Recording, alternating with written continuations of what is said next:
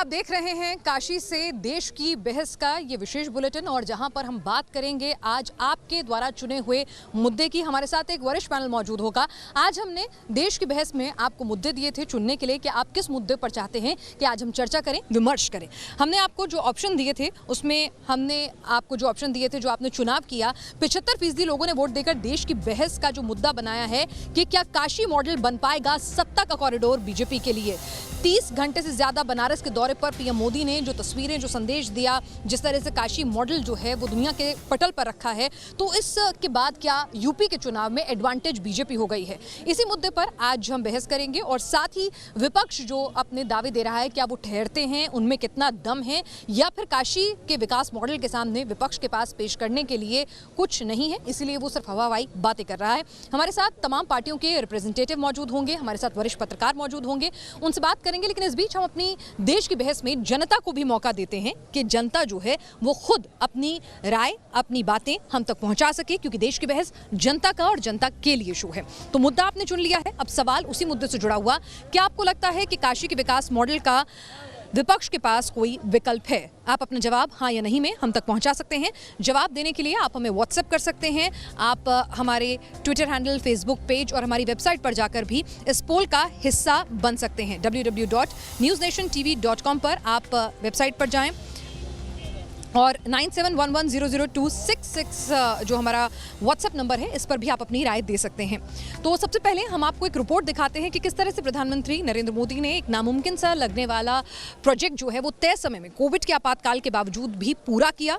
उसके बाद जो उन्होंने गंगा में डुबकी लगाकर स्वच्छ गंगा का संदेश दिया और फिर जिस तरह से वो आधी रात बनारस का दौरा करने के लिए पहुंचे, वहाँ के जो डेवलपमेंट प्रोजेक्ट है उनका दौरा करने के लिए पहुंचे और हर मुख्यमंत्री से भी आज प्रेजेंटेशन लेके पूछा कि भाई विकास का मॉडल उनके राज्य में कहां तक पहुंचा है। तो क्या इसका जवाब विपक्ष के पास है और विपक्ष ने क्या कुछ आज बयानबाजी की है?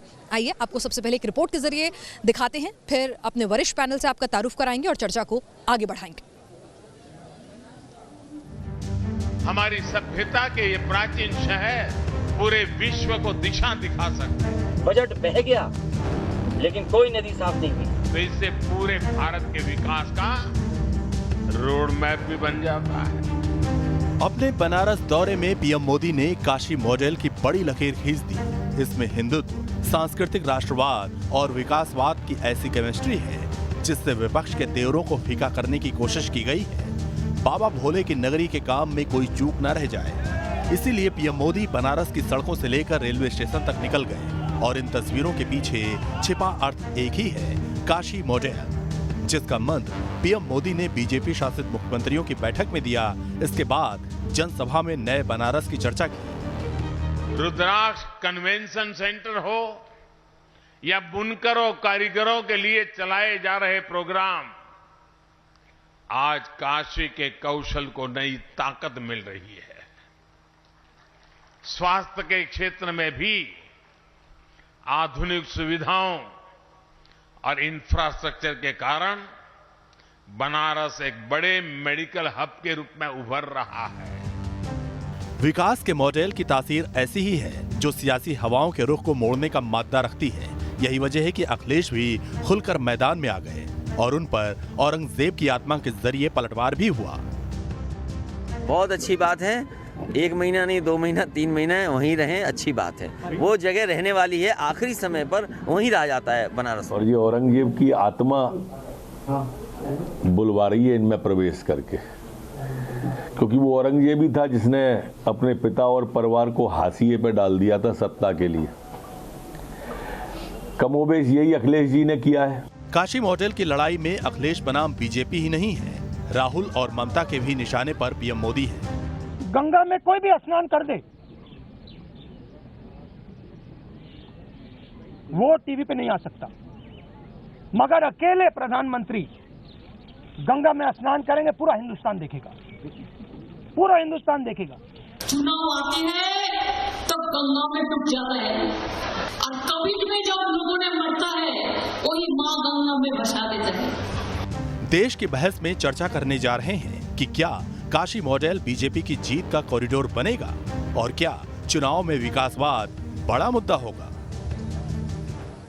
और हमारे साथ अब चर्चा को आगे बढ़ाने के लिए हमारे खास मेहमान जुड़ चुके हैं। राहुल देव जी हमारे साथ वरिष्ठ पत्रकार जुड़े हैं, गोपाल कृष्ण अग्रवाल हैं, राष्ट्रीय प्रवक्ता हैं बीजेपी के, हमारे साथ अवनिजेश अवस्थी जी जुड़े हैं, राजनीतिक विश्लेषक, विवेक श्रीवास्तव हैं, नेता लेफ्ट, और डॉक्टर अभिषेक राय हैं, समाजवादी पार्टी के प्रवक्ता, हमारे साथ यहाँ पर जुड़ रहे हैं। और साथ ही आपको बता दें कि हमारे साथ हमारे जो दर्शक हैं वो भी, ललित चतुर्वेदी जो हैं वो भी हमारे साथ जुड़ेंगे, और तहसीन पूनावाला राजनीतिक विश्लेषक भी हमारे साथ अब से कुछ ही देर बाद जुड़ने जा रहे हैं। लेकिन सबसे पहले मेरा सवाल अभिषेक राय जी आपसे है। एक बात बताइए, क्या आपको लग रहा है कि काशी का जो मॉडल मोदी जी ने दिया, अब उसके आगे कहीं ना कहीं एडवांटेज बीजेपी हो गया है उत्तर प्रदेश के चुनाव में, और इसीलिए जिस तरह के बयान समाजवादी पार्टी से आ रहे हैं, जिनमें कोई सबूत, कोई साक्ष्य तो वो पेश नहीं कर पा रहे हैं, लेकिन बयान जरूर दे रहे हैं? देखिए, बहुत सीधी सी बात है। हमारी, आपने अगर विजय रथ यात्राएं देखी होंगी तो वो प्रत्यक्ष को प्रमाण की जरूरत नहीं है। आज जौनपुर में 65 किलोमीटर बनारस से दूर हमारी विजय रथ यात्रा निकलेगी, उसमें उमड़े हुए जनसैलाब को अगर आपने देख लिया होगा तो आपको समझ में आ गया कि बदलाव की राजनीति हो रही है। उत्तर प्रदेश की जनता इस भाजपा की सरकार को बदलना चाहती है। जो जन सैलाब हमारे विजय रथ यात्रा में, हमारी रैलियों में उमड़ रहा है, वो बदलाव का घोतक है। रही बात काशी के विकास मॉडल की, काशी में डेवलपमेंट हो रहा है, हर जगह डेवलपमेंट होता है, और हम लखनऊ में भी हुआ, नोएडा में भी हुआ, हर जगह हो रहा है। डेवलपमेंट की बात हम नहीं करते, लेकिन हाँ, हम सबसे पहले बात ये करना चाहते हैं कि भारतीय जनता पार्टी के नेता या प्रवक्ता ये जरूर बता दें कि ये ऐसे 5 काम गिना दें जिसका इन्होंने शिलान्यास किया हो, उसका उद्घाटन किया, जिसकी ईंट इन्होंने रखी हो, और उसके बाद उस इमारत की फीता इन्होंने काटा हो। ये नहीं गिना पाएंगे। ये हमारे विकास काम को आगे बढ़ा। ठीक है, ये सवाल नहीं, सुनिए ना, ये सवाल लेकर मैं जाऊंगी। पहले आप मेरे सवाल का जवाब दे दीजिए कि काशी का विकास मॉडल जब बीजेपी दिखाएगी, रखेगी पटल पर, अपनी उपलब्धि गिनाएगी, चाहे पूर्वांचल एक्सप्रेसवे हो, काशी का विकास मॉडल हो, तो उसके जवाब में आपके पास क्या है? आप क्या दिखाएंगे कि भाई हम सत्ता में आएंगे तो ये विकास करेंगे, ये हमारा मॉडल होगा, ये हमारा प्लान है? आपके पास क्या ठोस कॉन्क्रीट है? देखिए, हमारे पास विकास का मॉडल है। 2014 में महंगाई जो होती थी वो डायन होती थी। आज क्या है? आज बेरोजगारी दर कितनी बढ़ गई है, उस पर ये सरकार बात नहीं करती। ये आप बताएं, किसानों की बात हो रही। देखिए, शिकायतें लगाना और सवाल उठाना आसान होता है। मैं आपसे पूछ रही हूँ कि जवाब में आप क्या करेंगे कि भाई मैं ये बनवा दूंगा, मैं ये करवा दूंगा, मेरे पास ये रोड मैप है। यहाँ पर आध्यात्म का और विकास का, ये जो दोनों को मिलाकर एक मॉडल पेश किया जा रहा है, उसके जवाब में काउंटर क्या है आपके पास? मैं आपको वही तो बता रहा हूँ। जैसे 2 फॉरेन, बताइए ना, मैं सुनने के लिए तैयार हूँ, नहीं तो फिर आप आरोप लगाएंगे कि वक्त नहीं देते। नहीं, बिल्कुल नहीं, मैं आरोप नहीं लगा रहा हूँ। मैं एकदम सीधी सी बात कह रहा हूँ कि 2 फॉरेन इन्वेस्टमेंट मीट हुई, उसमें 5 ऑफिसेस भी बने क्या उत्तर प्रदेश में? हम फॉरेन इन्वेस्टमेंट लाना चाहते हैं, हम बेरोजगारी दूर करना चाहते हैं। हमारी पहली कैबिनेट में किसानों को 300 यूनिट बिजली मिलने जा रही है। कैसे? मैं आपसे वही पूछ रही हूँ, कैसे? मोदी जी ने एक प्रोजेक्ट का उद्घाटन किया और उसके बाद आप देखिए कि एक शिलान्यास किया और उसको कंप्लीट करके दुनिया के सामने रखा। वहां पर उन्होंने सनातनी होने की हर तस्वीर जो है भेजी। विकास मॉडल के तहत गदोलिया का घाट घुमाया, तो ये तस्वीरें तो आ गई जनता के सामने। तो मैं इसीलिए पूछ रही हूँ कि आप आरोप तो लगा रहे हैं कि भाई उनके इन्वेस्टर मीट में लोग नहीं आए, ये नहीं हुआ, फलाना नहीं हुआ, लेकिन भाई ये तो बता दीजिए कि मैं सत्ता में आऊंगा तो ये करवाऊंगा। जैसा कि उप मुख्यमंत्री ने तो सवाल भी उठाया था कि कृष्ण मंदिर बनवाएंगे क्या? मैं आपसे बोल रहा हूँ, हमारी सरकार पावर प्रोजेक्ट्स पे काम करेगी, हमारी सरकार फॉरेन इन्वेस्टमेंट में काम करेगी, हमारी सरकार बेरोजगारी दूर करने के लिए काम करेगी, हमारी सरकार इंफ्रास्ट्रक्चर दूर करने बनाने में काम करेगी। हम मेडिकल कॉलेजेस बनाएंगे तो आधी अधूरी बिल्डिंग का उद्घाटन नहीं कर देंगे, उसमें फैकल्टी रिक्रूटमेंट करेंगे। और बिल्कुल, ये तो नेताओं के बयान जो है, ऐसा लगता है हर रैली में यही सुनते हैं। सब्सटैंशियल बात जो है, गोपाल कृष्ण अग्रवाल जी, मैं आपसे पूछती हूँ कि यहाँ पर समाजवादी पार्टी, कांग्रेस ये कह रहे हैं कि आप लोग बेरोजगारी और महंगाई के मुद्दे पर फेल रहे हैं। आपने बड़े बड़े ये प्रोजेक्ट तो बना के खड़े कर दिए, लेकिन रोजगार नहीं दिया, महंगाई को काबू में नहीं किया। इन प्रोजेक्ट से लोगों का घर नहीं चलेगा, कोई फायदा नहीं मिलेगा। देखिए, प्रोजेक्ट बनाने का मतलब है कि इंफ्रास्ट्रक्चर डेवलप करो, इंडस्ट्री डेवलप करो, स्टील सीमेंट का कंजम्पशन करो, लेबर को काम मिले। ये प्रोजेक्ट और ये सब काम ऐसे हो जाते हैं क्या? इसमें एम्प्लॉयमेंट नहीं मिलता क्या? तो यह जो लोग अगर, और इनसे मैं तो एक ही बात कहना चाहता हूँ, आपको सरकार, जनता ने टाइम दिया था ना 5 साल, आपने क्या करके दिखाया? क्या करेंगे ये छोड़ दीजिए। दूसरी बात ये पूछ रहे थे हमने क्या किया। अभी सबसे बड़ी बात तो है काशी का क्या हाल था, आप भी गए होंगे, मैं भी गया था। 2014 या 2019 के पहले क्या हाल था, कैसा उसका बदलाव हम लोगों ने कर दिया। कुंभ का मेला हुआ था, किस तरह से इकोनॉमी बढ़ती है। और कल ही मैं एक रिपोर्ट देख रहा था, जो केवल टेम्पल इकोनॉमी है, रिलीजियस टूरिज्म है, उससे $5 ट्रिलियन की जीडीपी में ग्रोथ एडिशन होती है। और उस जीडीपी ग्रोथ को किसने जमीन पे लाया? योगी जी ने। मैं बचपन से कुंभ के मेलों में जाता था। इस बार योगी जी ने जिस प्रकार से अर्ध कुंभ किया, उससे पूरे विश्व ने उस बात को जाना। दूसरी बात मैं ये कहना चाहता हूँ, नहीं, जो कोरोना फैला आपके कुंभ से, उसके बारे में भी बता दीजिए। सुन लो, मैं जो कोरोना फैलाया आपने। अच्छा, और अखिलेश जी की रैली से कोरोना नहीं फैलेगा? हाँ, जो अभी जन सैलाब की आप बात कर रहे थे उससे कुछ नहीं। ये बड़ा अच्छा है कि जो नेता लोग हैं दोनों पार्टियों के लिए कह रही हूँ, रैलियों से और आप सुने, माँ गंगा में जो लाशें मिली, वो माँ गंगा का सम्मान था जो बहा दी। और बिहार और यूपी की सरकारें लड़ रही हैं। लाशें हैं किस राज्य की? प्रश्न है, जब मेरे से प्रश्न है, अब मैं इनको गोपाल जी, आप डेवलपमेंट की बात कर रहे हैं, अच्छी बात है, लेकिन आपका डेवलपमेंट हमेशा धर्म के साथ ओवरलैप क्यों करता है? आपका डेवलपमेंट हमेशा धर्म के साथ ओवरलैप क्यों करता है? और काशी और मथुरा ही क्यों? और यूपी के डिप्टी चीफ मिनिस्टर बार-बार मथुरा में बात कर रहे हैं, और हिंदूवादी संगठनों ने यहां तक कह दिया कि 6 दिसंबर को ईदगाह में जाकर के हम गुलाब जल से शुद्धिकरण करेंगे। यह डेवलपमेंट है आपका? पोलराइजेशन है। आपकी नियत डेवलपमेंट की नहीं है, आपकी नियत साहब पोलराइजेशन की है। आप पोलराइज करना चाहते हैं वोट्स को, क्योंकि डेवलपमेंट के नाम पे आप वोट मांग नहीं सकते। सिर्फ और सिर्फ अगर डेवलपमेंट हुआ होता तो किसानों का बिल आप वापस नहीं लेते। और डेवलपमेंट और धर्म का कॉकटेल मिलाते हैं। जवाब दीजिए, आरोपों का जवाब दीजिए। एक मिनट सुनिए, आप सुन लीजिए गोपाल जी को, मैंने आपको काफी वक्त दिया था, गोपाल जी को देती हूँ इन सवालों के साथ। जी हाँ, देखिए, सबसे बड़ी बात है कि जो हमने मैनिफेस्टो में लिखा था, अगर अयोध्या मंदिर का निर्माण, भव्य राम मंदिर का निर्माण हमने अपने मैनिफेस्टो में लिखा था, तो हम उसके लिए हिंदुत्व, ये सॉफ्ट हिंदुत्व और सिर के नीचे, कपड़ों के नीचे जनेऊ पहनने वाले नहीं है। हम अपने धर्म को सामने लेके चलते हैं। अगर हम जिस धर्म में, आस्था में बिलीव करते हैं, हम उसके लिए वो शर्म नहीं रखते। धर्म एक पर्सनल, एक पर्सनल टॉपिक है। धर्म एक पर्सनल सब्जेक्ट है। धर्म is not a public issue. The state has no religion. Indian constitution has no religion. You can not talk of religion की बात नहीं कर सकते आप धर्म की।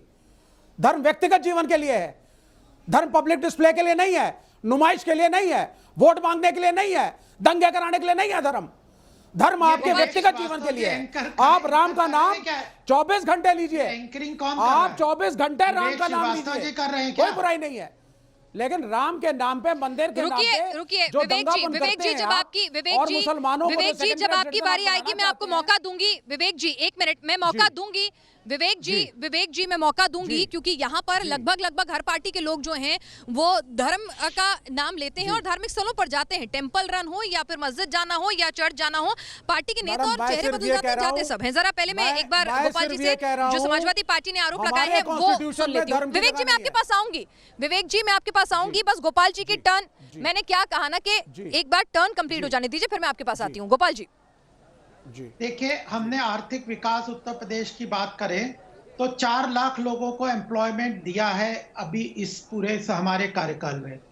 कोरोना के पहले जो लोग माइग्रेंट लेबर, जो बिहार और उत्तर प्रदेश से बाहर जाने के लिए मजबूर होते हैं, इस बार योगी जी ने उनको स्पष्ट रूप से कहा है कि आप अपने क्षेत्र में जाइए, वहीं पे हम रोजगार देंगे। 1 डिस्ट्रिक्ट 1 प्रोडक्ट। मैं नोएडा में रहता हूँ, इस तरह से सक्सेसफुल हो रहा है। डिफेंस कॉरिडोर हो रहा है। नहीं, आप डेवलपमेंट प्रोजेक्ट तो हम बुकलेट्स में और नेताओं की रैलियों में सुन लेते हैं। गोपाल जी, मेरी चर्चा में सीधा सवाल था कि यहाँ पर कि धर्म और विकास, आपको एक ही धर्म विशेष के लिए ही आपको काम करते हैं, ये आरोप लग रहे हैं आपके ऊपर। नहीं तो एक धर्म, अगर काशी में हम काम करेंगे, काशी के विकास के लिए काम करेंगे, हम इसको काशी, मथुरा और अयोध्या को अपने भारत का स्वाभिमान का प्रतीक मानते हैं। जिस देश में 85% जनसंख्या हिंदू धर्म से अपना आस्था रखती है, तो उसका अपमान करके क्या आप इस देश में प्रजातंत्र को लागू कर सकते हैं? तो किसी मस्जिद और चर्च का जीर्णोद्धार कराने का मन नहीं हुआ कभी? हमने किसी नहीं, तो जो अगर हमने किसी या वो सब दुरुस्त हालत तो में कोई किसी ने, ये जो ऐतिहासिक भूल है, जो ऐतिहासिक गलतियां हैं, अगर मुगल साम्राज्यवादियों ने काशी की, मथुरा की और अयोध्या की राम मंदिर को, कृष्ण मंदिर को और शिव मंदिर को तोड़ के उसके ऊपर मस्जिद बनाया है, तो ऐतिहासिक भूलों को तो हम ही ठीक करेंगे ना। अरे विवेक जी, आप बीच में क्यों बोलते हैं? आपसे जब पूछा जाएगा तब और सवर्णों ने किया है। नहीं, इतिहास का नाम लेकर के विवेक जी के पास आप इस देश के मुसलमानों को विवेक जी और माइनॉरिटीज को नहीं हैरेस कर सकते। विवेक जी, जी विवेक जी जी, चलिए विवेक जी, मैं आपके पास आऊंगी, गोपाल जी से भी उसका जवाब लूंगी, आपके जो सवाल है वो भी लेके जाऊंगी। राहुल देव जी हमारे साथ हैं। जी जी, गोपाल जी 1 मिनट रुकिएगा। राहुल देव जी वरिष्ठ पत्रकार यहाँ पे लगातार बैठे हुए हैं हमारे साथ। अच्छा, आप बात कहना चाहते हैं? चलिए, अच्छा ठीक है, आप बोलिए। गोपाल जी बात कंप्लीट कर ले, फिर बोलिए। आप विवेक जी की बात का जवाब देना चाहते हैं? बोलिए। साथ हुआ विवेक जी ने क्या वो भूल नहीं थी? विवेक जी रुकिए ना, विवेक जी मैं आप दोनों का काउंटर भी कराऊंगी, लेकिन 1 सेकंड पहले शुरुआती राउंड है ये, सबको अपनी बात कहने का मौका दीजिए, उसके बाद आगे बढ़ेंगे। विवेक जी 1 मिनट रुकिए, सबको पहली बार सवाल हो रहा है, सबके पास आएंगे, उसके बाद फिर काउंटर करिए। बहस का मंच खुला हुआ है, बहुत वक्त है। बोलिए गोपाल जी। हाँ, सबसे पहली बात, अगर विकास मैं दूंगी आपको, मैं पूरे 2 मिनट दूंगी, जरा गोपाल जी से जवाब दीजिए। देखिए, ईज ऑफ डूइंग बिजनेस में जब हम 2017 में सत्ता में आए थे उत्तर प्रदेश में, बीमारू राज्यों में आता था, और आज गोपाल जी आपने सवाल का जवाब नहीं दे रहे हैं। आपने तो धर्म का तो मैंने बता दिया, जो स्वाभिमान के प्रतीक है। हिंदू धर्म 85% जनसंख्या यहाँ पे हिंदू है, उसके स्वाभिमान को कुचल के जिन लोगों ने अपनी राजनीति की है, हम उस स्वाभिमान को पुनः स्थापित करेंगे। ये हमने मैनिफेस्टो में लिखा है। और पुनर्स्थापना हो रही है। जी बिल्कुल, योगी जी ने कहा। बिल्कुल स्वाभिमान की पुनर्स्थापना हो रही है। उसके बाद विवेक जी आपके पास आऊंगी, और कांग्रेस की तरफ से आज जिस तरह से स्वाभिमान काशी में उभर के आता है भारत का, हमारा सब लोगों का, चलिए, स्वाभिमान और वोट दोनों आ रहे हैं या सिर्फ स्वाभिमान आ रहा है? हमारे साथ राहुल देव जी भी वरिष्ठ पत्रकार जुड़े हुए हैं। राहुल देव जी, यहाँ पर काशी मॉडल जो है, मोदी जी ने जो काशी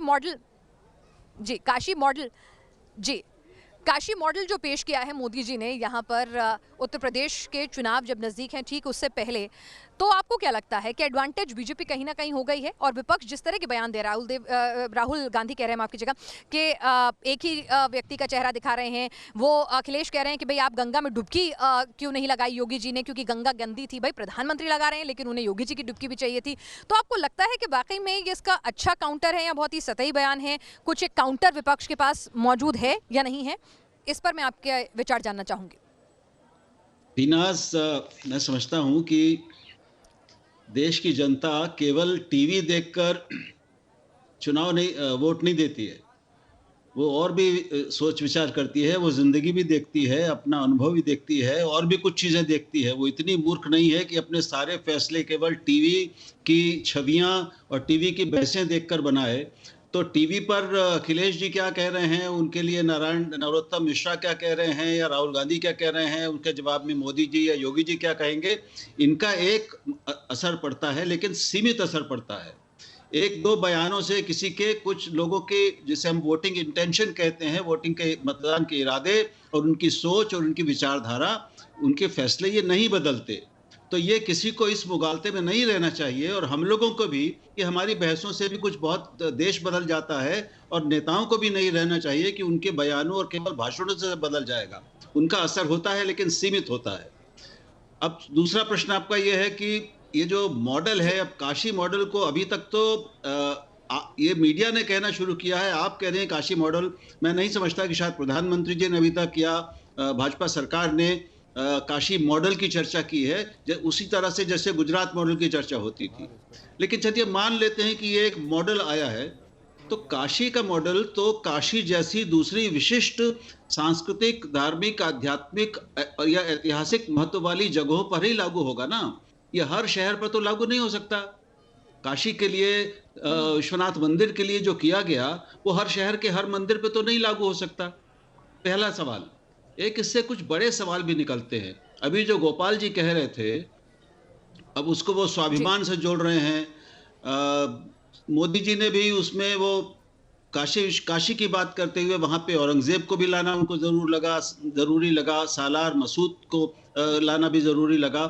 इस पर ये कुछ एक बड़ा प्रश्न निकल रहा है कि हमारे संविधान के अनुसार जो देश का ढांचा है और जो देश के संविधान की भावना है वो ये है कि राज्य अपने आप को सीधे प्रत्यक्ष तौर पर किसी एक या दूसरे धर्म के साथ नहीं जोड़ेगा। हम एक तरफ कहें कि धर्म एक अलग बात है, अब काशी विश्वनाथ मंदिर इसके विकास में ये जो सारा खर्चा हुआ है, जो सारा आयोजन हुआ 2 दिन से जहां हो रहा है, ये तो सब सरकारी खर्च पे हो रहा है ना। राम मंदिर का निर्माण हो रहा है, विश्व हिंदू परिषद और एक जो उसके लिए अलग बिल्कुल समिति बनी, जिसको सुप्रीम कोर्ट ने बनाया, उसने वो कहा सीधे सीधे वो भारत सरकार या उत्तर प्रदेश सरकार ने नहीं निर्माण किया उसका, ना वो कर रही है। लेकिन यहाँ पर हम जो देख रहे हैं कि ये नया मॉडल है कि स्वयं प्रधानमंत्री, कई मुख्यमंत्री, प्रदेश के मुख्यमंत्री सरकारी पैसे से एक धर्म के, चाहे वो 85 नहीं 80% है हिंदू भारत में, एक तो गोपाल जी ये जानते होंगे, उन्होंने 85 कह दिया, कोई बात नहीं जी। तो क्या अगर मैं इसका स्वागत करूंगा अगर सरकार सभी धर्मों पर ऐसा ही समानुपातिक खर्च करेगी, उन सबके आस्था केंद्रों को ऐसे ही इसी रूप में इतने ही विशाल और भव्य और दिव्य रूप में विकसित करने का एक मॉडल विकसित करे, मैं समझता हूँ ये एक अच्छी चीज होगी, क्योंकि इससे पर्यटन बढ़ता है, इससे लोग आते हैं, तो उससे रोजगार भी बढ़ता है। जी बिल्कुल, एक बात कह दूं बस 10 सेकंड।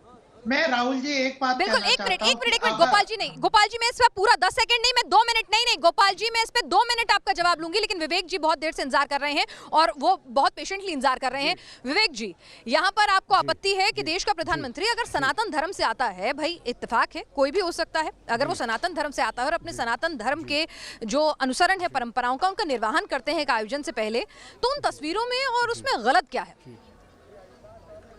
देखिए, मैं व्यक्तिगत तरीके से इसके खिलाफ नहीं हूं कि प्रधानमंत्री किस धर्म को फॉलो करते हैं, रोज मंदिर जाते हैं, रोज पूजा करें, रोज राम के नाम का स्मरण करें, रोज ध्यान लगाएं, किसी को कोई आपत्ति नहीं है। आपत्ति किस बात पे है? आपत्ति इस बात पे है कि सारे जहां से अच्छा हिंदुस्तान हमारा, इसके अंदर हर तरह के फूल हैं, इस पर माइनॉरिटीज़ भी है, मुसलमान भी है, सिख भी है, जैन भी है, हिंदू भी है, और स्टेट का कोई रिलीजन नहीं है। मौलाना आज़ाद ने इस देश का इतिहास जो है, एजुकेशन मिनिस्टर थे, लेफ्ट ने भी अपना कंट्रीब्यूशन किया, इतिहास की पुस्तकें आई, अकबर को एक अच्छा राजा बताया गया, औरंगजेब की कमियां भी हमने इतिहास में पढ़ी हैं उन्हीं किताबों में CBSE की, और उस वक्त बीजेपी का राज्य नहीं था। तो हमारे को न्यूट्रल होकर के देश को देखना होगा। मुगलों का मतलब हो गया साहब आउटसाइडर, लेकिन इस देश के अंदर 90% मुसलमान, दलित और बैकवर्ड थे जो कन्वर्ट हुए, क्योंकि हिंदू समाज में हम उनको वो मान सम्मान नहीं दे पाए जो हमें देना चाहिए। आज ये हिंदू समाज की बात करते हैं, हिंदू समाज ये कह रहे हैं साहब 85% हिंदू हो गए। 85% हिंदुओं में से वो दिन कब आएगा जब मंदिर के पुजारी का स्थान आप दलित को देंगे, जब ब्राह्मणों का रिजर्वेशन पॉलिसी जो हर मंदिर, हर शंकराचार्य की पदवी पे, हर मधाधीश्वर को जो आपने बना रखा है वो हटेगा। यादव का बेटा, कोरी का बेटा, कुर्मी का बेटा, राजपूत का बेटा, बनिए का बेटा, कोई भी जो शास्त्रों का ज्ञान ले उसको पूजा कराने का अधिकार होना चाहिए। हमारे धर्म में नहीं है। लोग कन्वर्ट क्यों होते हैं? जब आप किसी को दावत नहीं देंगे, नहीं, अपने धर्म के बारे में सवाल का जवाब नहीं दिया, यानी कि जी नहीं, मैं इस चीज के खिलाफ हूं कि प्राइम मिनिस्टर एक एडवर्टाइजिंग एजेंसी की तरह बिहेव कर रहे हैं और वहां बनारस में जाकर के फोटो ऑप कराना धर्म। मैंने तो पहली बार सुना है साहब कि योगी, हमने तो यही सुना था पुस्तकों में बचपन की कि फकीर, साधु, संत और योगी, सवाल है आपके ये वो लिए, होता है जो सांसारिकता त्याग दे, जो सांसारिकता त्याग दे। लेकिन यहाँ पे योगी जो है, मैं यही सवाल आपके दोनों लेकर जाती हूँ। हिंदू धर्म का एडवर्टाइजमेंट कर रहे हैं प्रधानमंत्री, जबकि वो एक सेकुलर पद पर बैठे हुए हैं। ये आरोप है विवेक जी का, और राहुल देव जी ने भी आपसे सवाल पूछा कि 80% हिंदुओं के जो धार्मिक स्थल हैं उनका आपने जीर्णोद्धार कराया, बहुत स्वागत है, टूरिज्म बढ़ेगा, लेकिन दूसरे धर्मों के लिए भी क्या ऐसी ही दरियादिली आप दिखाएंगे? स्टेट फंड से उनका निर्माण या जीर्णोद्धार या उनका विकास करेंगे? देखिए, पहली बात मैं बोल दूं, किसी भी क्षेत्र का, धार्मिक क्षेत्र का विकास कोई बात है तो हम उसको अवश्य करेंगे। असली बात यह है, मैं राहुल जी को एक ही बात कहना चाहता हूं, ऐतिहासिक रूप पे भी जब कोई सत्ता, जो कोई देश होता है, ऐसी ही भव्य मस्जिदें भी नजर आएंगी, इतनी ही खूबसूरत, ऐसी निश्चित तौर पर कई मस्जिद होंगी जो टूरिज्म के लिहाज से बहुत महत्वपूर्ण हो सकती हैं, जिनका सौंदर्यीकरण किया जा सकता है। मुझे बता दे कि कोई ऐसा इतिहास में ऐसा स्थान है जो हिंदुओं ने मस्जिदों को तोड़ के बनाया है? अगर वैसा होगा तो हमें पास आए, हम भी उसका जीर्णोद्धार का पूरा प्रयास करेंगे। हम असली बात यह है कि हमने कोई इसमें नहीं किया। अयोध्या बिल्कुल अवस्थी ने सही कहा कि कानून ने, सुप्रीम कोर्ट ने बनाया, हम लोगों ने उसके लिए मास मूवमेंट खड़ा किया था और हम लोगों ने उस चीज को। चलिए अवस्थी जी भी हमारे साथ हैं। जी मैं माफी चाहूंगी, तकनीकी दिक्कतों की वजह से मैं उनके पास पहले नहीं जा पा रही थी। अवस्थी जी आप जवाब दे दीजिए। विवेक जी ने कुछ तीखे सवाल उठाए हैं, आपका क्या कहना है?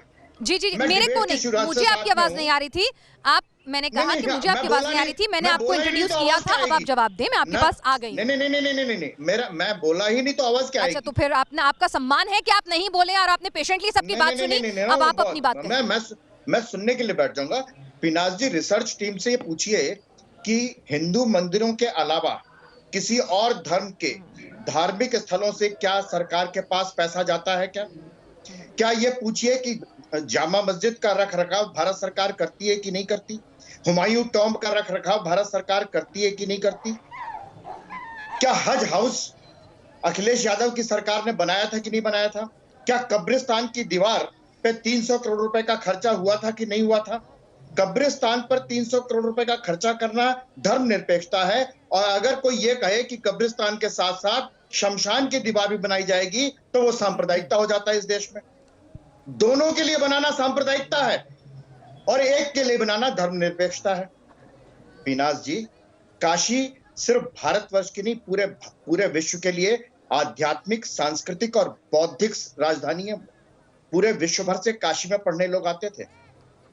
काशी विश्वनाथ के मंदिर, राहुल देव जी, औरंगजेब का जिक्र इसलिए आया, मैं आपको बता दूं, शायद आपको ना मालूम हो कि औरंगजेब ने काशी विश्वनाथ के मंदिर को तोड़वाने का आदेश दिया था। शाहजहां ने तोड़वाया था। उसके बाद अहिल्याबाई होलकर ने अंग्रेजों के समय में इसका जीर्णोद्धार करवाया। ये कोई, और अगर आप चाहें तो मैं औरंगजेब ने कितने मंदिरों को तोड़वाने का आदेश दिया उसके लिखित प्रमाण आप चाहें तो अभी दिखा सकता हूं। आप चाहें तो मैं अभी दिखा सकता हूं। मेरे पास रही है। मैं किसी पिनाज में किसी के बीच में नहीं बोलता। अकबर भी था, मैं किसी के बीच में नहीं बोलता हूं। जहां औरंगजेब था वहां अकबर भी था।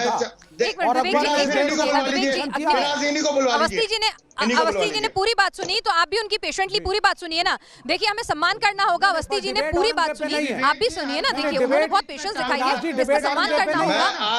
एक मिनट सुन लीजिए ना। औरंगजेब का जिक्र आया ना कि मोदी जी ने वहां उस मंच से औरंगजेब का नाम क्यों लिया? आपने ये कहना चाहता हूं, एक मिनट सुन लीजिए ना। सिर्फ एक औरंगजेब को लेकर के एक मिनट पहले उनकी पूरी बात सुन लीजिए, उसके बाद में आपकी और मैं राहुल देव जी को दिखा सकता हूँ उर्दू में लिखा हुआ वो फरमान, उर्दू में लिखा हुआ वो फरमान दिखा सकता हूँ। आप चाहें तो जितने मंदिरों का चाहें मैं दिखा सकता हूँ आपको। बड़ी साफ सी बात यह है कि अगर इस देश में तिरुपति मंदिर से करोड़ों का लिया जाता है, तिरुपति मंदिर से, वैष्णो देवी से, सिद्धि विनायक मंदिर से, बाकी मंदिरों से करोड़ों रुपए लिए जाते हैं। किस मॉस्क से लिया जाता है? किस चर्च से लिया जाता है पैसा? क्या वो वहीं पर खर्च नहीं होना चाहिए? उससे हज हाउस बनना चाहिए? कभी उठाया ये सवाल? ठीक है, इसका जवाब मैं विवेक जी से भी लूंगी। ठीक है, मैं राहुल देव जी और विवेक जी से भी इसका जवाब लूंगी। अवस्थी जी, आपने अपनी बात रखी। एक ऑडियंस भी हमारे साथ जयपुर से इस वक्त जुड़ चुकी हैं, जरा उनके पास इस वक्त चलते हैं। ललित चतुर्वेदी हमारे साथ जुड़े हैं। ललित जी, आप पूरी चर्चा को सुन रहे हैं, आप क्या कहना चाहते हैं? देखिए, काशी विश्वनाथ मॉडल की जो बात अभी चल रही है, इतनी देर से मैं सुन रहा हूँ इस बात को। पहली बात तो मैं ये जानना चाह रहा हूँ कि इसमें काशी विश्वनाथ मॉडल क्या हो गया? ये विकास का मॉडल है। काशी विश्वनाथ मॉडल में केवल ऐसा तो हुआ नहीं है कि मंदिर का जीर्णोद्धार किया गया है, वहाँ की रोड चौड़ी हुई है, वहाँ के शहर का सौंदर्यीकरण हुआ है। तो ये सरकार का काम है, सरकार को करना चाहिए। और ये बहुत अच्छी बात है कि भारतीय जनता पार्टी विकास के साथ साथ कि इस तरीके के मंदिर के जीर्णोद्धार, जहाँ सनातनी भक्त हो या कोई भी भक्त हो जिनको जाने में वहाँ तकलीफ ना हो। मैंने ये भी देखा कि प्रधानमंत्री जी ने बाद में वहाँ पे इसमें जो काम करने वाले लोग थे उसमें मुसलमान भी थे, उसमें हिंदू भी थे और बहुत सारे धर्मों के लोग उसमें मंदिर के कॉरिडोर के निर्माण में कार्य किया उन्होंने। उनके ऊपर उन्होंने पुष्प वर्षा भी की है। अब ये बात कर रहे थे खर्चे की कि प्रधानमंत्री जी ने इतना खर्चा कर दिया है और वहां पे ये तमाशा लगा रखा है। मैं इतना कहना चाहूंगा, एक वो टाइम याद होगा आपको 2014 में मुलायम सिंह जी के बर्थडे पे 7 करोड़ रुपया ऑफिशियली समाजवादी पार्टी ने खर्च कर दिया था। क्या इनको वो याद नहीं है एक्चुअली? और धर्म के नाम ठीक है, तो आप कह रहे हैं कि अगर आयोजन पे हो सकता है तो इस पे क्यों नहीं हो सकता? सरकारी खर्चा ठीक है, टैक्स पेयर का मनी जो है, सत्ता बदलती जाए, पार्टी बदलती रहे, अपने हिसाब से मूड के हिसाब से खर्च करती रहे, कोई आपत्ति नहीं है।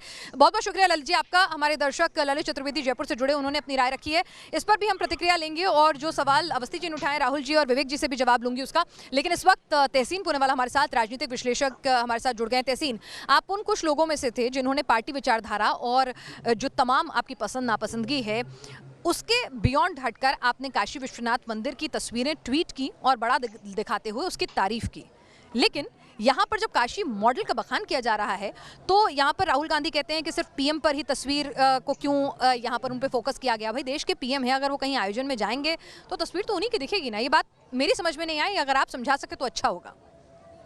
नहीं, एक तो सबसे पहले मैं शुक्रगुजार हूँ आपने मुझे मौका दिया आपके शो में शिरकत करने का, और वाकई सभी को ये जो काशी विश्वनाथ कॉरिडोर का निर्माण हुआ है, काशी धाम का जो प्रधानमंत्री जी के हाथ से उद्घाटन हुआ है, इसके सबको बहुत बहुत बधाई। लेकिन जो मैं बात रखना चाहता हूँ, भगवान शिव क्या चाहे, आज ही की बात करें क्योंकि मध्य प्रदेश की बात कर रहे हैं, वहीं पर आज SIT ने जो घटना हुई थी उसने ये बताया कि अजय मिश्रा टेनी, उसके बच्चों ने जिस तरह से किसान को कुचला एक साजिश की तरह, क्या वो किसान भगवान शिव के बच्चे नहीं थे? और उसके बावजूद क्या ये काशी मॉडल है, क्या ये उत्तर प्रदेश का मॉडल है कि वो अजय मिश्रा टेनी आज भी गृह मंत्री है नरेंद्र मोदी जी की सरकार में, और आज भी नरेंद्र मोदी जी ने उस पर एक टिप्पणी नहीं की। दूसरी बात मैं पूछना चाहता हूँ, कल जब मिस यूनिवर्स का खिताब हमारी भारत की लड़की ने जीता, प्रधानमंत्री जी ने उसको बताई थी, बहुत अच्छी बात। लेकिन कल ही जब लेजर लाइट शो चल रहा था, हमारे सैनिक, हमारे पुलिस के लोग शहीद हुए कश्मीर के अंदर, प्रधानमंत्री जी ने अब तक उस पर टिप्पणी नहीं दी, कोई ट्वीट नहीं किया। तीसरी बात, कल वो दिन था जब हमारे पुलिस के कर्मचारी शहीद हुए 13 दिसंबर के पार्लियामेंट अटैक में, प्रधानमंत्री जी पार्लियामेंट जाकर उनको भी श्रद्धांजलि नहीं दी। ये जो कर रहे प्रधानमंत्री जी अच्छी चीज है, लेकिन भगवान शिव के बच्चे क्या चाहेगी? वो चाहेगी कि रोजगार। आज के अभी के कुछ समय पहले के आंकड़े निकले, भारत का WPI इन्फ्लेशन 14.2% है, 1988 से सबसे ज्यादा। आज महंगाई क्या है? क्या भगवान शिव के बच्चे आज उनको कुचला जा रहा है? जो व्यक्ति कुचल रहा है उसका पिताजी आज ठीक है, तो आप कह रहे हैं शिव को प्रसन्न करने के साथ साथ तहसीन जी आप जी ठीक है, आप कह रहे हैं कि शिव के जो भक्त हैं उनका भी आप ख्याल रखिए, उनके भी तमाम मुद्दे उठाइए, लेकिन आप एक बात बताइए कि यहाँ पर क्योंकि आप बहुत रैशनली, अगर आपने कोई एक चीज अच्छी है उसकी आपने तारीफ करी, जी मैं वही कह रही हूँ कि आपने एक बड़ा दिल दिखाते हुए जो काम अच्छा हो उसकी तारीफ करी, लेकिन यहाँ पर कांग्रेस का स्टैंड जो है कई बार समझ से परे हो जाता है कि ठीक जब भी कभी इस तरह की बातें आती हैं, जब प्रियंका गांधी गंगा में डुबकी लगाएं तो गंगा स्वच्छ हो जाए, उन पर अगर तस्वीरें फोकस रहें तो कोई दिक्कत नहीं, राहुल गांधी अगर कहीं जाएं तो फोकस कैमरे का उन पर रहे तो कोई दिक्कत नहीं, अगर प्रधानमंत्री पर हो तो इस तरह का जवाब देना आपको आपत्ति है। काशी कॉरिडोर पर आप सवाल उठाइए, उसके कामकाज के तरीके पर सवाल उठाइए, उसमें आपको लगता है कुछ लूपहोल्स हैं उस पर सवाल उठाइए, आप काउंटर कीजिए, लेकिन इस तरह का बयान ये राजनीतिक परिपक्वता कहीं झलकाता है?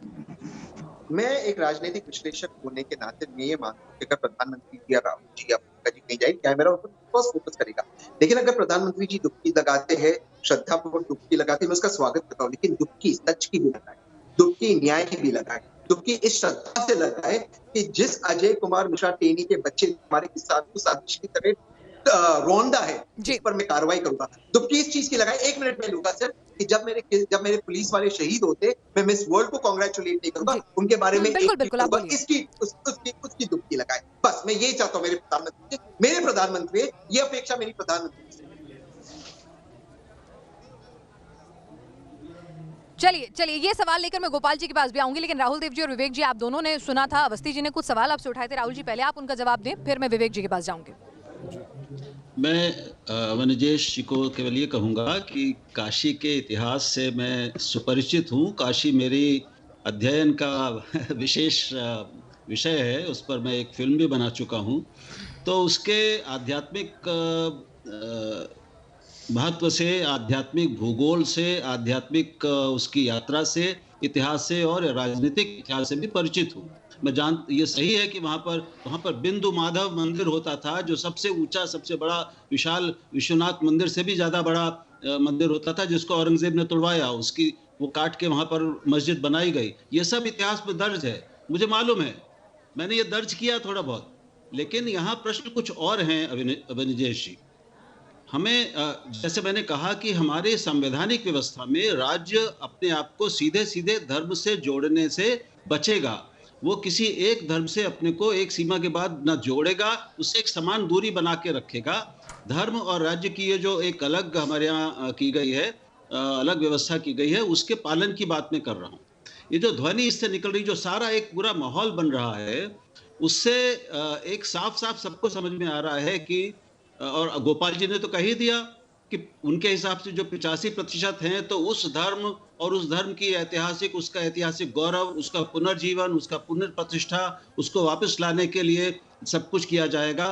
और जहां हमले हुए हैं, जहां मंदिर तोड़े गए हैं, उनको भी पुनर्जीवित करना ये सरकार का काम है। मैं जरा ये इससे कई और चीजें निकलती हैं। ये बहुत गंभीर प्रश्न है कि हम किस सीमा तक राज्य की गतिविधियों, राज्य की भूमिका और धर्म की भूमिका को किस सीमा तक हम जोड़ेंगे। ये मतलब ये चुनाव वाली बातें नहीं हैं। ये बहुत ज्यादा, इससे वोट मिलते हैं निश्चित रूप से, इससे राजनीतिक सफलता अपार रूप से मिलती है। दूसरे धर्मों में भी लोगों ने ये किया है, वहां उनको सफलता मिली है। तो इसके लेकिन कुछ व्यापक अर्थ भी हैं हमारे लोकतंत्र के भविष्य के लिए। हमारे राज्य की व्यवस्था, राज्य कैसे चलेगा, राज्य से नागरिकों की अपेक्षाएं क्या होनी चाहिए और राज्य की कर्तव्य क्या होनी चाहिए, इस तरह के कुछ बड़े सवाल भी निकल रहे हैं। मुझे लगता है कि उन पर भी गंभीरता से विचार करने की जरूरत है।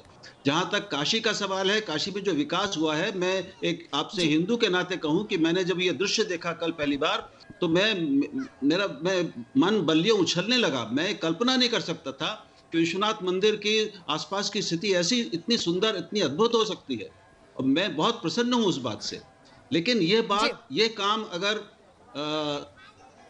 काशी विश्वनाथ मंदिर ट्रस्ट करता या उसके माध्यम से होता तो ये बेहतर होता। सड़कों का विकास, स्टेशन का विकास, ये सब तो स्वागत योग्य है ही, और एक जनप्रतिनिधि का ये कर्तव्य है। और मैं बहुत खुश हूं कि उन्होंने एक अद्भुत तरीके से, बहुत प्रभावशाली तरीके से इसको निभाया। लेकिन दोनों थोड़ी अलग बातें हैं, उनको उसी रूप में देखना चाहिए।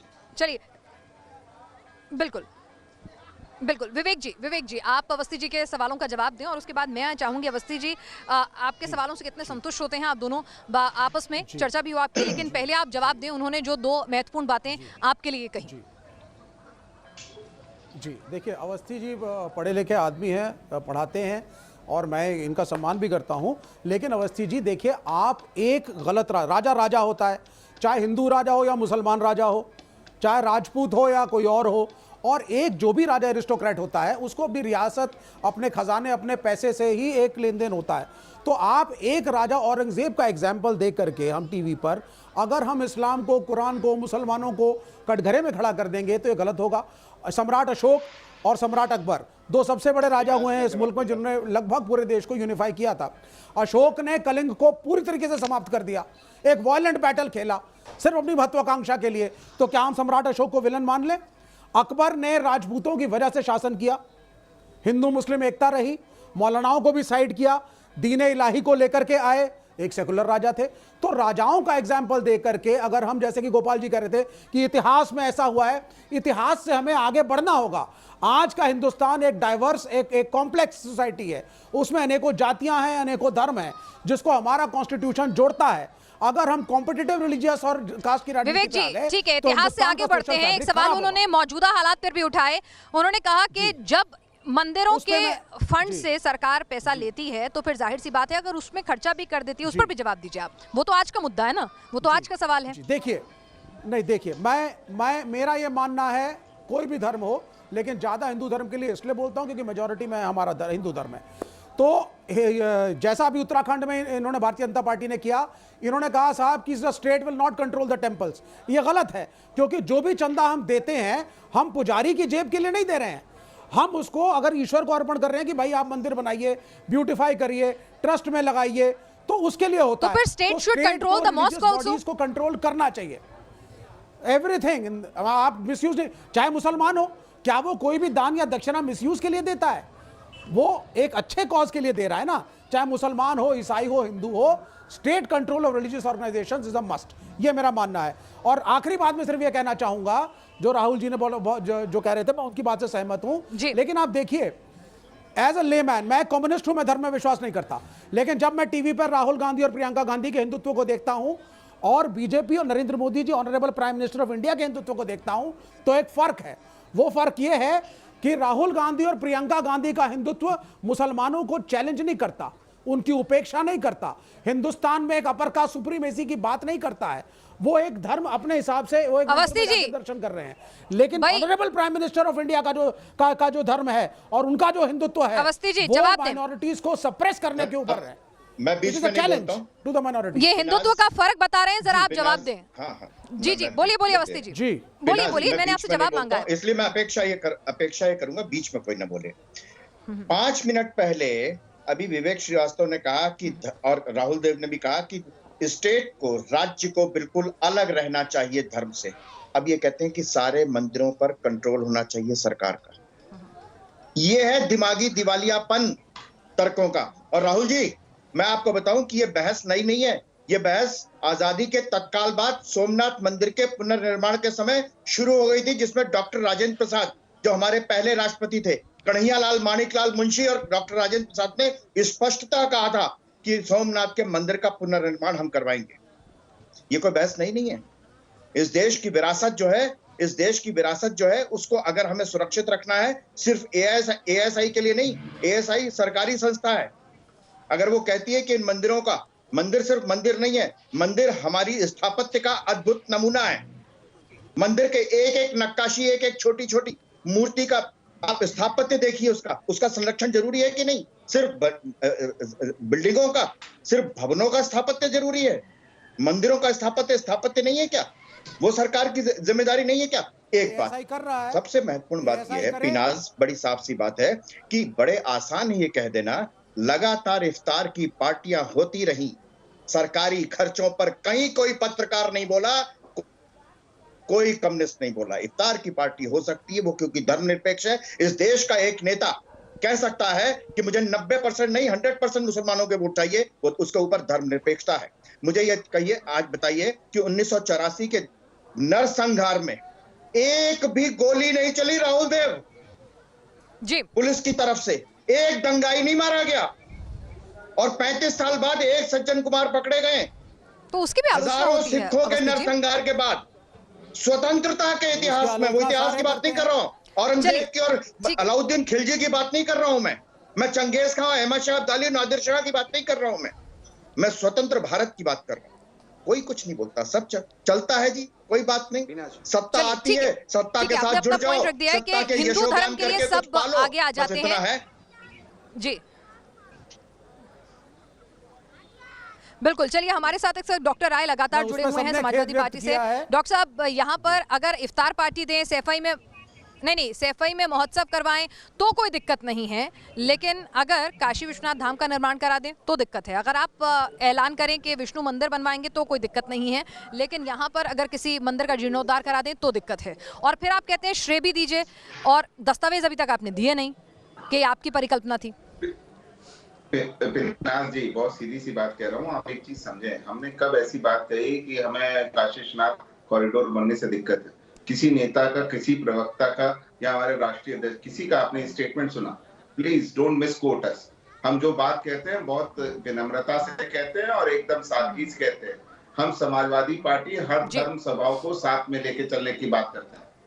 हमने किसी की बात नहीं की, हम सारे सर्व समाज को लेके चलने की बात।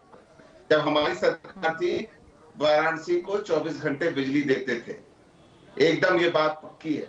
इसमें आप माननीय प्रधानमंत्री जी से भी अगर आप पूछेंगी तो वो भी इस बात को एडमिट करेंगे, या वाराणसी की जनता से भी आप पूछें। हम जनता की मूलभूत सुविधाओं पे काम कर रहे हैं। आप क्या जनता जनार्दन वो नहीं है? अभी मैं विवेक भाई की बात सुन रहा था, आप बताएं लखीमपुर खीरी में क्या वो जो जिनके ऊपर किसानों के ऊपर गाड़ी चला दी, क्या वो इंसान नहीं थे? क्या वो शिव भक्त नहीं हुए? कोरोना की सेकंड वेव में जब उसी गंगा में लाशें बह रही थी, अब माननीय प्रधानमंत्री जी बंगाल में दीदी और दीदी खेल रहे थे, तब किसी को ये याद नहीं आया। आज गंगा में डुबकी लग रही थी, वो उस समय वाराणसी के लोग नहीं याद आए? इन्हीं के स्वास्थ्य मंत्री संसद में लिखित बयान देते हैं। क्या लिखित बयान देते हैं कि सेकेंड वेव में ऑक्सीजन की कमी से किसी की मृत्यु नहीं। पिनाजी इतना बड़ा झूठ इस देश की जनता के साथ कि आपको सेकंड वेव में। चलिए, तो आप कह रहे हैं कि ये बड़े मंदिर जो हैं वो लोगों का जो जमीन पर जो परेशानी भुगत रहे हैं उसकी भरपाई नहीं कर सकेंगे। लेकिन सुनिए, आपने कह दी, मैं ये गोपाल जी के पास सवाल लेकर जाऊंगी, लेकिन एक चीज और बिल्कुल आप कंप्लीट कीजिएगा। एक चीज और मुझे बता दीजिए कि अखिलेश जी ने कहा था दस्तावेज पेश करेंगे कि काशी विश्वनाथ धाम की कल्पना उन्होंने की थी, ये परियोजना उनकी थी। मोदी जी तो सिर्फ आगे उस पर काम कर रहे हैं, योगी जी उस पर सिर्फ काम कर रहे हैं। वो दस्तावेज कब तक आ जाएंगे? पिनाक जी, अगर आप लीगल डॉक्यूमेंट्स देख लें, मैं आपको डीएम का नाम बताता हूं। 2015 में वाराणसी के डीएम थे प्रांजल यादव। आप देख लें, 1 जनवरी 2015 से जमीन का अधिग्रहण शुरू हुआ है कि नहीं काशी विश्वनाथ में। सेंटर का सुन लीजिए, मैंने आपको डीएम का नाम बता दिया। बहुत जल्दी दस्तावेज केंद्र सरकार ने कहा था 2015 में। बहुत बहुत धन्यवाद। 2015 में नहीं, मैं आपको झूठ थोड़ा बोल लूंगा। 2015 में प्रधानमंत्री मोदी थे, मोदी ने गोपाल जी नहीं बोला था। गोपाल जी एक सेकंड रुकिएगा, उनको बस बात कंप्लीट करने लीजिए जी। मैं बहुत देखिए पिनाक जी, मेरे सवाल का उत्तर, आपने जो सवाल पूछा उसका उत्तर खुद गोपाल जी ने दे दिया कि केंद्र की योजना थी पर उसे लागू करने का अधिकार जो था उत्तर प्रदेश सरकार का। अच्छा, अवस्थी जी बोल रहे थे जी। योजना केंद्र की थी, तो योजना केंद्र की थी। आपकी बात अवस्थी जी, योजना केंद्र की थी, बोल दिया ना, योजना केंद्र की थी। बात कंप्लीट सुनने देंगे अवस्थी जी, या तो आप ही बोले, मैं आपके बीच में नहीं बोला था। नहीं, तो आपने कहा ना योजना केंद्र की थी, योजना केंद्र की थी। आप मेरी पूरी बात सुनेंगे या केंद्र किस समय, केंद्र में कौन था उस समय, केंद्र में कौन था उस समय, और उत्तर प्रदेश में कौन था, किसको क्रियान्वयन करना था? आपके फैक्ट न्यूज़ कर रहे हैं, आप इस पे बात तो करेंगे ना। अरे योजना केंद्र की थी। बात ही नहीं सुनना चाहते अवस्थी जी, आपको सिर्फ देखिए ना। नहीं, अरे योजना केंद्र की थी तो आपकी कैसे हो गई? आप अपने मतलब केंद्र ने योजना भेजी और कहते हैं कि मेरा, मैंने शुरू किया था। अवस्थी जी, आप झूठ पकड़ा गया पिनाक जी, झूठ पकड़ा गया, सबके सामने पकड़ा गया। केंद्र ने योजना दी, नम्रता से आपको सुन रहा था, सम्मान करता हूं, सुनिए। आप बोलिए, आप, मैं भी सुनता रहा हूं सबकी बात, लेकिन आपने खुद माना केंद्र की योजना बोलने नहीं देंगे तो आप सुनेंगे। केंद्र की योजना को अपनी योजना कैसे बता रहे हैं आप? केंद्र की योजना कैसे बता रहे हैं? हमने कब कहा? चलिए ठीक है नहीं कहा तो ठीक है। यहाँ पर मैं अभी अपने एक दर्शक को भी यहाँ चर्चा में शामिल कर लेती हूँ। प्रिया झा हमारे साथ दिल्ली से जुड़ी हुई हैं। प्रिया झा, आप इस पूरी चर्चा को सुन रही हैं, आपकी राय? मैम, मैं ये कहना चाहूंगी कि ये काशी विश्वनाथ जो बना है मंदिर, इसमें जो नरेंद्र मोदी जी हैं उनका बहुत बड़ा योगदान है। वाराणसी एक आध्यात्मिक जगह तो था ही, और ये मंदिर बनने से बहुत ही आध्यात्मिक जगह बन चुका है। तो हमारे लिए ये है कि ये मंदिर लोगों के लिए एक नई दिशा की ओर बनेगा।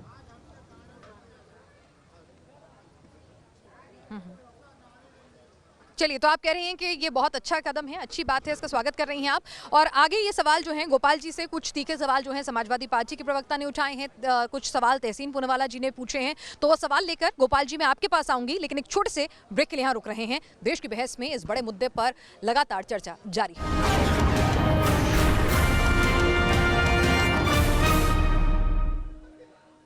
और देश की बहस में लगातार हम बात कर रहे हैं गुजरात मॉडल के बाद, रामलला मंदिर के बाद अब काशी मॉडल जो है वो चुनाव का एक बड़ा मुद्दा, एक बड़ा अहम कड़ी बनने वाला है। और इससे क्या एडवांटेज बीजेपी है, क्या कुछ आरोप प्रत्यारोप चल रहे हैं, आपने सबने सुना। हमारे साथ हमारे दर्शक जो हैं इफ्तिकार हुसैन साहब इस वक्त जुड़ चुके हैं। जी, आप ये पूरी चर्चा सुन रहे हैं, आपका व्यू पॉइंट?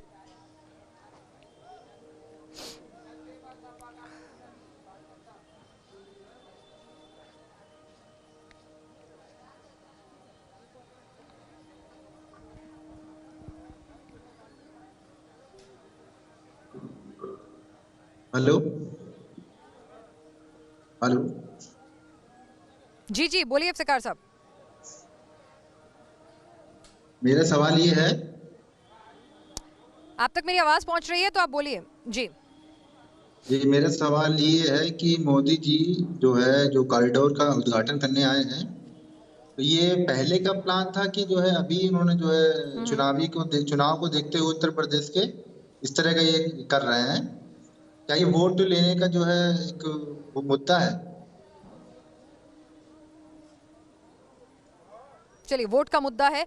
हमारे साथ गोपाल कृष्ण जी भी इस वक्त जुड़े हुए हैं। गोपाल जी, कुछ सवाल आपसे उठाए हैं कि ठीक है, मंदिर तो अपनी जगह है, लेकिन कुछ बड़े सवाल तहसीन पूनावाला ने भी उठाए हैं आपसे, तो उनके जवाब मैं आपसे चाहूंगी, और हमारे दर्शक ने जो पूछा उसका जवाब भी। और इस बीच एक इंटरव्यू दिया है अखिलेश यादव में, जो मैं अभी पढ़ रही थी, उसमें उन्होंने कहा है कि मैं अपना धर्म नहीं बेचता हूं मोदी जी की तरह से। देखिए, जो बात 2-3 बातें महत्वपूर्ण है, क्योंकि मैं आपको बता दूं जो मेरा उस पे व्यू पॉइंट है। पहली बात है कि आर्थिक विकास, आम जनता को रोटी, कपड़ा, मकान, नौकरी मिलना चाहिए, उसके लिए सरकार केंद्र में और प्रदेश में बहुत काम कर रही है। जिस समय भी आप इसके ऊपर बात करेंगे, मैं डिटेल आपको बता दूंगा कि किस तरह से अर्थव्यवस्था को तेजी से पटरी पे लाने के लिए केंद्र सरकार और प्रदेश सरकार काम कर रही है।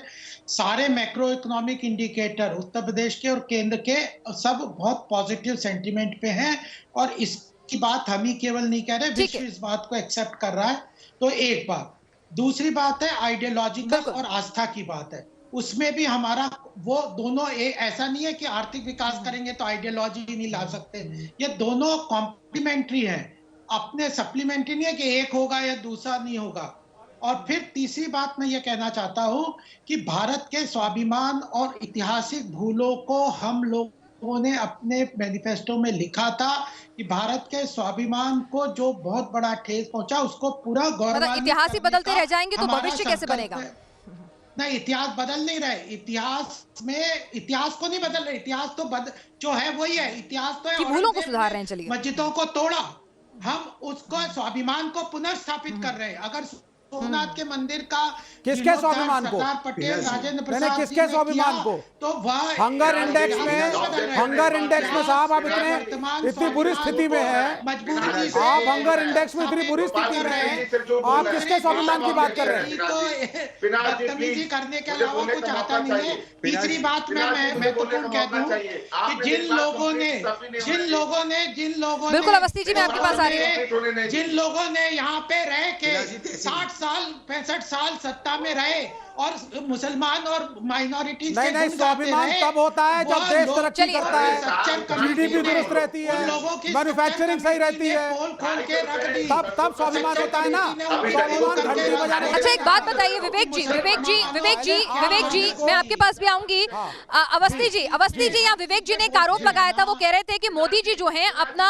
धर्म की एडवर्टाइजिंग कर रहे हैं, धर्म एक निजी मुद्दा होना चाहिए, और इस तरह से एक संवैधानिक पद पर बैठा व्यक्ति उसकी इस तरह से एडवर्टाइजिंग नहीं कर सकता। ये सवाल उन्होंने उठाया। अभी अखिलेश जी ने एक इंटरव्यू में कहा है, जो मैं पढ़ रही हूँ, उन्होंने कहा कि मैं भी हिंदू हूँ लेकिन मैं अपने धर्म को बेचता नहीं हूँ। इन दोनों चीजों पर आपका व्यू पॉइंट अवस्थी जी? पिनाज जी, बड़ी साफ सी बात है कि मुझे याद आता है कि जब इफ्तार की पार्टी होती थी, जो रोजा नहीं रखता था वो भी इफ्तार की पार्टी में गोल टोपी लगा करके वहां पे शामिल होता था, बाकायदा फोटो ऑप्स होते थे और फोटो लाइव उसका टेलीकास्ट होता था कि इफ्तार की पार्टी में देखो ये पहुंचे, अब ये पहुंचे, अब ये पहुंचे। पहली बात तो ये है। बात ये है कि सवाल बड़ा स्पष्ट सवाल है, काशी की चौड़ी सड़कें होना सिर्फ मोदी जी के लिए नहीं है, हम हमारे करोड़ों हिंदुओं के लिए है। करोड़ों हिंदू श्रद्धालु जब मंदिर जाते हैं वहां पर उनको गंदगी मिलती थी, उनके कल्याण के लिए है ये समस्त उनके लिए है, सिर्फ एक धर्म के लिए नहीं चलने वाला, अब नहीं चलने वाला। अब एक बात है, बड़ी साफ सी बात है, अब हज हाउस बनाइए आप, लेकिन साथ में आपको हिंदू मंदिरों के पैसे से हज हाउस बनाएंगे तो हिंदू मंदिरों का भी पुनर्निर्माण करना पड़ेगा। चलिए, हमारे साथ तहसीन पूनावाला भी इस वक्त लगातार जुड़े हुए हैं। तहसीन जी, एक बात बताइए, बीजेपी एक हिंदुत्ववादी सोच की पार्टी है, उसने ये खुलकर कहा और खुलकर अपने मैनिफेस्टो में लिखा, कभी इस बात से उन्होंने परहेज नहीं किया है और इस बात को वो खुलकर चले हैं। लेकिन कांग्रेस जो है उसका हिंदुत्व थोड़ा कंफ्यूज लगता है, कभी वो जनेऊधारी ब्राह्मण हो जाते हैं, कभी गंगा में डुबकी लगाते हैं, काशी विश्वनाथ के दर्शन करते हैं, फिर अचानक से हिंदुत्व और हिंदू की परिभाषाएं आने लगती हैं, फिर जो है वो हिंदुत्व को किस तरह से खतरा बताया जाने लगता है, फिर कांग्रेस के बड़े नेताओं के कुछ ऐसे बयान आते हैं जिन पर खूब विवाद खड़ा होता है। तो कांग्रेस किस तरफ खड़ी है इस तरफ, अगर एक राजनीतिक विशेषज्ञ तौर पे आपको देखूं? कांग्रेस देश के हित में खड़ी है। कांग्रेस मात्र एक पार्टी है जो इस देश को बचाने का काम करती है। भारतीय जनता पार्टी बात करती है हिंदुओं की या हिंदुत्व, जो भी उनका डेफिनेशन।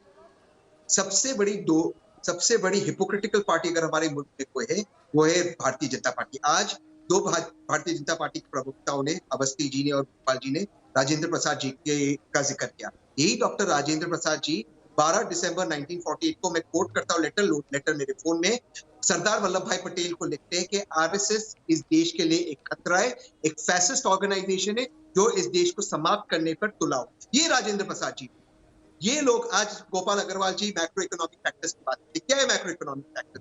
मैक्रो इकोनॉमिक फैक्टर्स ये कि पहली बार 45 वर्ष में आपकी जीडीपी कॉन्ट्रैक्ट हो या इकोनॉमी कॉन्ट्रैक्ट, पहली बार 40 वर्ष में इतनी ज्यादा बेरोजगारी है कि बेरोजगारी की सीमा जो 30 करोड़ लोगों को हम गरीबी रेखा से बाहर ले आए थे, हम उससे सप्ली सबसे ज्यादा। देखिए पीना जी, जब मैं फैक्टर्स दूंगा भाजपा के लोग रोकेंगे ताकि 10 साल में यूपीए के 23 करोड़ लोगों को हम गरीबी रेखा से बाहर ले आए, 27 करोड़ लोग आज गरीबी रेखा में दोबारा चले गए। उसके अलावा जिन 23 करोड़ लोगों को हम गरीबी रेखा से बाहर आए, मेरा एक सवाल आपसे भी है। आज ठीक है, इन्फ्लेशन 14। लेकिन तहसीन मुझे एक बात बताइए कि इफ्तार पार्टी होती थी, लेकिन काशी विश्वनाथ धाम की ये स्थिति, गांधी जी ने भी इसका जिक्र किया था। कांग्रेस इतने साल सत्ता में रही है और लगातार सत्ता में रहने के एडवांटेज भी होते हैं, तो और गांधी जी को वो कहते भी हैं, हम उनके रास्ते पर चलते हैं, उनकी सोच को अनुसरण करते हैं, तो क्या उनको नहीं दिखा? कहीं कमी तो है ना, या फिर एक पर्टिकुलर वोट बैंक को खुश करने के लिए आप इन चीजों को नेग्लेक्ट करेंगे? कोई वोट बैंक नहीं है। बहुत अच्छा प्रश्न आपने पूछा। पिछले 30 वर्षों से काशी वाराणसी के मेंबर ऑफ पार्लियामेंट भाजपा के और उनके मेयर भाजपा के, प्रश्न पूछिए उनसे।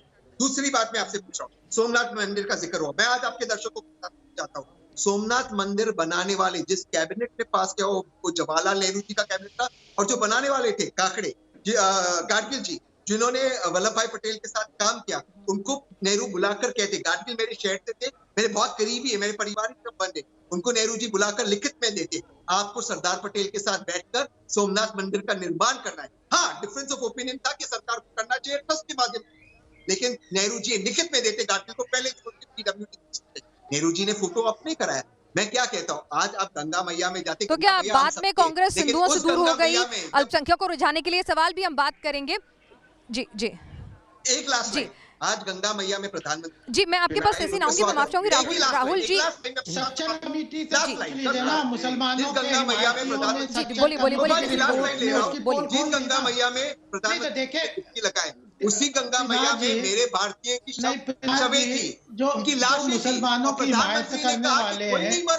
मैं आज आपसे प्रश्न पूछता हूँ, क्या वो गंगा मैया को पूरा नहीं लगा होगा कि उसके बच्चों की राशि तो बताओ कि सेक्टर कमेटी ने मुसलमानों की हालत के बारे में क्या कहा? पार्लियामेंट में खड़े होकर ये कहे कि ये हमारे बच्चे जो ऑक्सीजन के कारण मर गए, गंगा मैया में समा गए, आपने पार्लियामेंट में कहा नहीं, ऑक्सीजन के कारण कोई नहीं मरा।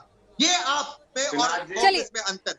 ठीक है, राहुल देव जी भी इस पूरी चर्चा को सुन रहे हैं। राहुल जी, वरिष्ठ पत्रकार होने के नाते क्या अब हम ये मान लें कि भाई ठीक है, हर पार्टी है, हर पार्टी के अपने प्रेफरेंसेस हैं और उसकी अपनी वोट बैंक है, उसी हिसाब से जो है। गोपाल जी एक सेकंड, राहुल जी बहुत देर से चर्चा में शामिल नहीं हुए।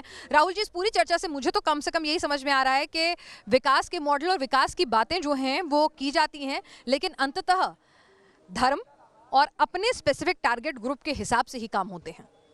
जो पार्टी सत्ता में होगी वो अपने हिसाब से उसी धर्म विशेष या जाति विशेष को लुभाने का काम करेगी, और ये नहीं बदल रहा। नहीं, मोटे तौर पे तो ये नहीं बदलेगा, लेकिन मैं समझता हूँ जहाँ तक मोदी जी के सवाल है, उन्होंने ये कौशल दिखाया है कि उनके पास बहुत कुछ ऐसा है जिसको वो विकास के नाम पर जिसका दावा कर सकते हैं, और सचमुच काम हुआ है। मैं इससे इनकार कर दूँ ये संभव नहीं है, मैं बिल्कुल नहीं करूँगा। और धर्म को, हिंदू धर्म के आधार पर पहले इतना ज़्यादा मुखर होना, और मैं कहूँगा कि इतना ज़्यादा प्रदर्शन करते हुए केवल अपने आप को जैसे लगे कि पूरी सरकार केवल हिंदुत्व के लिए समर्पित है, इसमें थोड़ा अंतर है। मैं समझता हूँ कि देश के सांस्कृतिक गौरव और विकास की बात एक साथ की जा सकती है। सरकार या राज्य का कर्तव्य संस्कृति की चिंता करना भी है, लेकिन वो संस्कृति अगर उसमें सब लोग शामिल हों, हर नागरिक उसमें अपने को शामिल महसूस करे, तो वो बेहतर मॉडल होगा, वो सांस्कृतिक विकास का भी बेहतर मॉडल मौजूद होगा। अभी केवल समस्या ये है कि यह केवल केवल हिंदू धर्म और हिंदू धर्म के प्रतीकों, उस पर हुए अपमानों, उसके हुए आक्रमणों के प्रतिशोध, उसका बदला लेना, उनको हम इतिहास की सारी भूलों को ठीक करेंगे। मैं समझता हूं कि सरकारों का ये काम उतना नहीं है। सरकार की वरीयताएं कुछ और होनी चाहिए। सारी सरकार का ध्यान अगर इस पे लग जाए या उसके प्रमुख लोगों का ध्यान इस पे लग जाए कि हम अपने सांस्कृतिक गौरव को ही पुनर्स्थापित करेंगे और सारे इतिहास की भूलों को ठीक करेंगे तो ये गड़बड़ है। जी जी मैं राहुल जी से बिल्कुल विवेक जी एक छोटा सा सवाल मेरा आपसे है। एक बात बताइए भाई, हिंदू जो हैं अगर बहुसंख्यक हैं, एक सेकंड विवेक जी, ठीक है विवेक जी सुन लीजिए मेरी भी बात, कि क्या ये हिंदुओं की गलती है कि वो बहुसंख्यक हैं और मंदिरों की तादाद ज्यादा है, और अगर मतलब कोई भी पार्टी, चलिए मैं नाम नहीं लेती, अगर कोई पार्टी जो है अल्पसंख्यकों के लिए कुछ भी काम करे, कुछ भी बनवाए, कितना भी फंड अलॉट करे, उस पर हो हल्ला कभी नहीं होता, लेकिन अगर बहुसंख्यक हिंदुओं के लिए कुछ काम किया जाता है तो फिर उस पर इतना ज्यादा हो हल्ला क्यों होता है? भाई गुनाह है क्या बहुसंख्यक होना? देखिए जी हाँ, मैं आपको बताता हूं। देखिए इसमें दो चीजें, आप इसको साइकोलॉजिकली समझिए। 1947 में पार्टीशन के बाद जब गांधी जी ने और कांग्रेस ने और यहां के नेतृत्व ने डिसाइड किया कि सेकुलर देश रहेगा, तो मुट्ठी भर मुसलमानों ने कहा कि हम मेजॉरिटी हिंदुओं के साथ यहीं रहेंगे, हमारे मेजॉरिटी हिंदू भाइयों में आस्था है। तो जो मेजॉरिटी है यहां की, और कॉन्स्टिट्यूशन अगर सेकुलर है, तो हमारी पहली ड्यूटी क्या है? हमारी पहली ड्यूटी है कि इस माइनॉरिटी को हम एहसास दिलाएं कि आप हिंदुस्तान के नागरिक हैं और आप और हम बराबरी के हिस्सेदार हैं इस देश के अंदर। इफ्तार पार्टी का मतलब हिंदुओं को चैलेंज करना नहीं होता है। तो इसका मतलब इफ्तार पार्टी कर ली या किसी मुसलमान को हमने हैप्पी ईद बोला, नहीं आप सुने, तो हिंदू कहां से इग्नोर होगा? सत्ता आपकी है, 80-85% आप हैं, और ये मुसलमान और दलित जो हैं ये तो 10-15 साल से थोड़े बहुत उभरे हैं। 1947 से आज तक 90% IAS, 90% मंत्री, 90% क्लर्क, 90% स्कूल टीचर, कोई भी सरकारी महकमा ले लीजिए, 90% राहुल जी की बात का जवाब दे, ये सारे अपर कास्ट एक संतुलित आवाज उन्होंने रखी है, उन्होंने चिंता जाहिर की है। गोपाल जी जवाब दे दें उसका। देखिए एक बात मैं कह रहा हूं, जिन्होंने जिंदगी भर ये माइनॉरिटी की पॉलिटिक्स की है, उसके बाद सच्चर कमेटी ने उनकी पोल खोल दी कि 60-65 साल के सत्ता के बाद, जिसमें ये कहते थे कि माइनॉरिटीज का देश के संसाधनों में, पार्लियामेंट में कहते थे प्रधानमंत्री जी कि माइनॉरिटीज का इसके देश के संसाधनों पर पहला हक है, उन लोगों की पोल सच्चर कमेटी ने खोल दी। तो ना इन्होंने माइनॉरिटी के लिए किया। चलिए अवस्थी जी, एक क्लोजिंग रिमार्क आपसे लेना चाहूंगी। राहुल जी के बात का क्या आप कहेंगे? आप एक closing remark Awasthi ji. Yes पिनास बड़ी साफ सी बात है। मैंने पहले भी कहा था और उसको रिट्रेट कर रहा हूँ कि चुपचाप मंदिरों से करोड़ों रुपया लेते रहो। किसी ने कोई आवाज नहीं उठाई कि भाई हिंदू मंदिरों से पैसा क्यों ले रहे हो आप? सरकार तो धर्मनिरपेक्ष होती है, किसी ने आवाज नहीं उठाई, किसी को कोई दिक्कत नहीं हुई। लेकिन अगर पुनरुद्धार हो रहा है मंदिरों का, तो वो सार्वजनिक नहीं होना चाहिए, सरकार को नहीं करना चाहिए। इस पर आपत्ति है। ये देश की धर्मनिरपेक्षता है। चलिए ठीक है, यहाँ वक्त की कमी है। जी अवस्थी जी, आपने अपनी बात रखी, माफी चाहूंगी थोड़ा यहाँ पर आपको कट शॉर्ट कर रही हूँ क्योंकि वक्त की कमी है। देश की बहस में आज आपने तमाम जो हमारे पैनल हैं उनकी बातों को सुना और उम्मीद है आपको एक क्लैरिटी मिली होगी। और हमने जो पोल पूछा था उसका नतीजा आ गया है और तमाम लोग मानते हैं कि काशी मॉडल का जो जवाब है विपक्ष के पास कहीं ना कहीं नहीं है। देश की बहस में इस चर्चा में शामिल होने के लिए आपका बहुत बहुत शुक्रिया और आज के लिए इतना ही।